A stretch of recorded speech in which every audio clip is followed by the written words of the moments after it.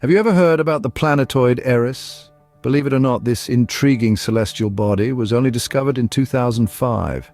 Tucked away in the frigid outskirts of our solar system in a region known as the Kuiper Belt, Eris was waiting silently to be noticed. It's about the same size and mass as Pluto, but it travels in a highly eccentric orbit, giving it a unique path around the Sun. But that's not all. Eris has a moon of its own, a smaller companion named Dysnomia. Observations of this moon have been incredibly useful to astronomers. By studying Dysnomia, they've been able to make estimates of Eris's size and mass. It's like having a measuring tape in the vastness of space, providing crucial information about this distant planetoid. With Eris's discovery, astronomers were faced with a conundrum. How should this new planetoid be classified? Eris's discovery sparked what's known as the Great Planet Debate.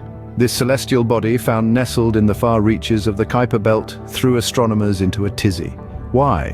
Because Eris, much like our familiar friend Pluto, didn't quite fit the mold. The crux of the issue lay in the definition of a planet. Until then, it was a term broadly applied to any significant body orbiting the Sun. But Eris's presence demanded a more precise classification. The International Astronomical Union, the governing body of space, stepped in to clarify. They outlined 3 criteria for a celestial body to be considered a planet. First, it must orbit the Sun. Second, it must be rounded by its own gravity. And third, it must have cleared its orbit of other debris. While Eris met the first 2 criteria, it stumbled on the third, just like Pluto. This led to a monumental decision. Pluto, our 9th planet for over 7 decades, was reclassified as a dwarf planet. A decision that still stirs controversy and debate today. So where did this leave Eris? Well, it too was classified as a dwarf planet.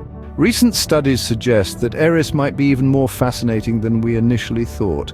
Mike Brown and Francis Nimmo, 2 notable astronomers, have presented compelling theories about the composition of this mysterious planetoid. They propose that Eris is not just another icy body in the Kuiper Belt, but has a convecting icy shell with a rocky core.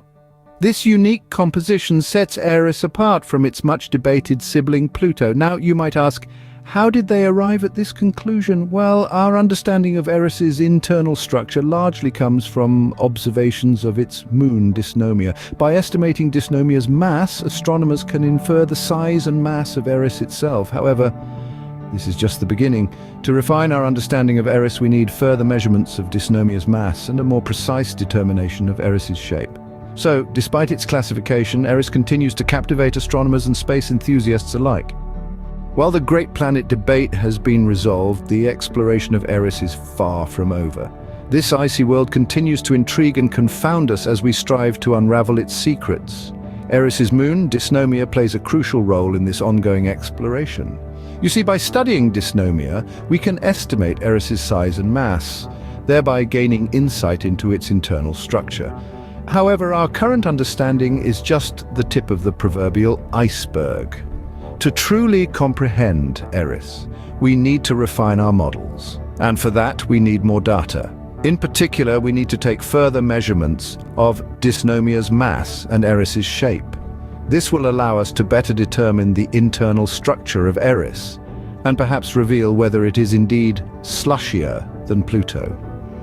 The exploration of Eris, like that of all celestial bodies, is a testament to human curiosity and our insatiable desire to understand the universe in which we live.